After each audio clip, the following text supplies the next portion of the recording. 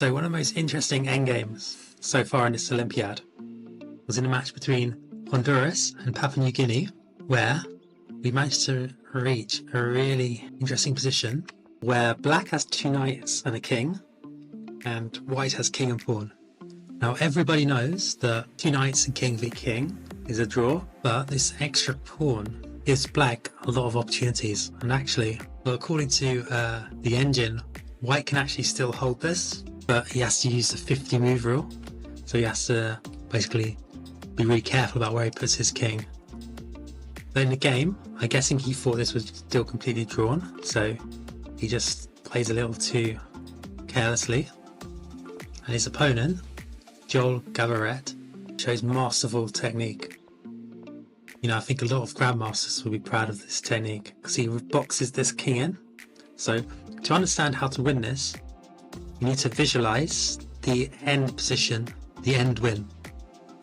So how do we actually, if we're black here, how do we actually win this position?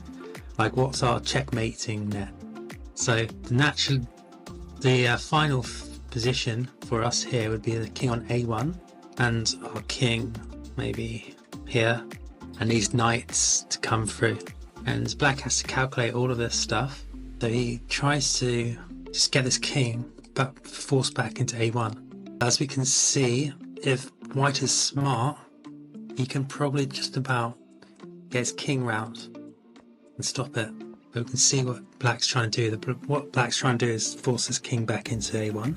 So this is lovely. You can see this. The king cannot move sort of here, so he has to go back.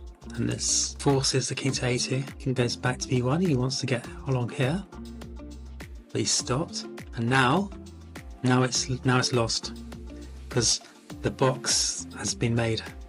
So what do we mean by the box? Well, once we reach here, white can only move to a1 to a2. Like, he literally cannot move anywhere else. Like, this square's covered, this square's covered, this square's covered, this square's covered, this square's covered. So now we can start to think about here, if we're playing black, where's our checkmate? Because now we know that the king can only move a2 to a1 every move. Now we've got that opportunity to think, well, how are we going to get the checkmate in? So he brings the knight in, and now we can start to see the knight's going to come, and that's the key move here. So I think a lot of us here wouldn't naturally think of knight d2, but it's a killer. See, normally this would be stalemate. King can't move anywhere. He's forced to go queen, and wow, he delivers checkmate. So what a lovely win that is. Definitely the highlight of the endgame so far, for a tournament.